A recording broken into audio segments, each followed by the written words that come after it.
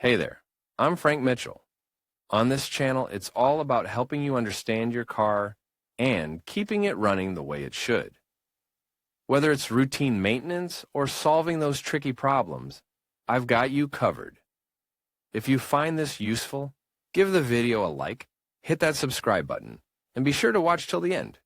You might learn something that saves you time and money. All right, let's get started. Getting your driver's license is opening the door to a unique world of freedom. Being able to drive your car allows you to be able to go wherever you want, whenever you want. However, getting a driver's license is not easy.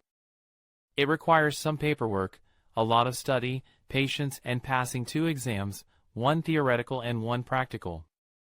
For the first one we can't give you a hand, you will only be able to get it with your elbows, but for the second one we can. From here we are going to give you some tips to pass the practical driving test. You will see that it is not so difficult. When can I take the practical test? As we have already mentioned, before you can get your driving license, the Direction General de Tráfico requires you to pass 2 tests. The first one is the theoretical part. It is a multiple-choice test consisting of 30 questions with 3 different options. In order to get a pass, we must not exceed 3 failures, otherwise we will have to repeat the exam until we get a pass. In order to take the DGT exams, it is necessary to pay a fee that entitles you to 2 tests. If we exceed the quota, we will have to pay the fee again. Once we have passed the theoretical driving test, we can take the practical test. A traffic test under the supervision of a DGT examiner. Before that, you will have to obtain a positive report of psychophysical aptitude. To obtain it, you will have to go to an authorized recognition center. It is valid for 90 days, so you will have to take the exam before it expires. After this, you have everything you need to take the practical test. It is then when the most complicated part arrives. Before continuing with this series of tips and tricks, you should know that the DGT does not establish a minimum number of practical classes before you can take the road test. However, it is recommended that you take at least 5 classes so that you can understand the mechanics and how the test works. There is also no set maximum number, so it is up to you and your driving instructor to determine when you are ready to take the crucial time. Tips for passing the practical driving test. When you feel confident behind the wheel and your driving instructor sees that you're ready, it's the ideal time to show up for your appointment with the Direction General de Tráfico. All drivers have been there, so we all know the nerves and doubts that arise before getting into the car. The most important thing is to be calm and above all attentive to the examiner's indications. Checks before the exam. The test starts long before we get behind the wheel. Before getting into the car, mentally review everything you have learned at the driving school. Try not to abuse caffeinated drinks that can excite us excessively, nor relaxing or diuretic drinks that act at the most inopportune moment. Rest well, come to the appointment clear, and you will have much to gain. Once in the car, follow the routine procedures learned at the driving school.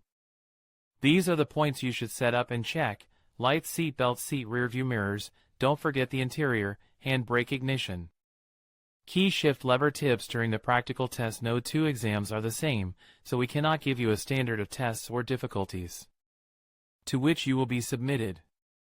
It depends on the examiner, the day, the route, the car, and even your mood. However, we can give you some basic practical advice that you should never forget. Driving position. It is very important that you adjust the seat and the steering wheel. Do not forget to place your hands correctly on the steering wheel, and always hold the steering wheel with both hands. Maneuvers and signaling. As you may have learned during the practical classes, it is essential to indicate every maneuver you are going to perform. The turn signals are the only warning that other drivers have to know what you are going to do, and the DGT examiners are very strict about it. Watch your speed. The examiner always sits in the back right seat, so he can see perfectly the speed at which you are driving. You know that each road has its own limit. Adjust to it or a little below, and never, under any circumstances, exceed the limit. Traffic signs. Examiners will set traps for you during the test. They may tell you to make a turn in front of a forbidden street or to take a wrong direction. Always pay attention to the signs and perform the operation whenever it is allowed, and, of course, signal it correctly with your turn signals. Engine. Although the test is almost always performed in traffic, you may also be asked to recognize the main parts of the engine, or how to perform various operations such as opening the hood or unlocking the steering wheel. Practice all this before going to the exam. Parking. It is one of the most demanding tests that we may be asked during the practical driving test.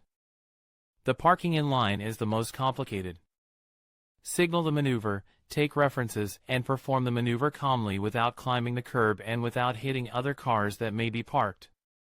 Unless you are required to park in a specific space, look for the one that best suits you. You can even park in a battery, which is much easier. Examiner and trick questions. It is possible that throughout the test the examiner will put some obstacles in our way or ask us to make strange maneuvers or ask trick questions. Undo turns, locate the documentation, turn on and off the lights, regulate the temperature or check something of the engine is usually the most common. You should practice all this with your teacher before the exam. How many failures are there in a practical driving test?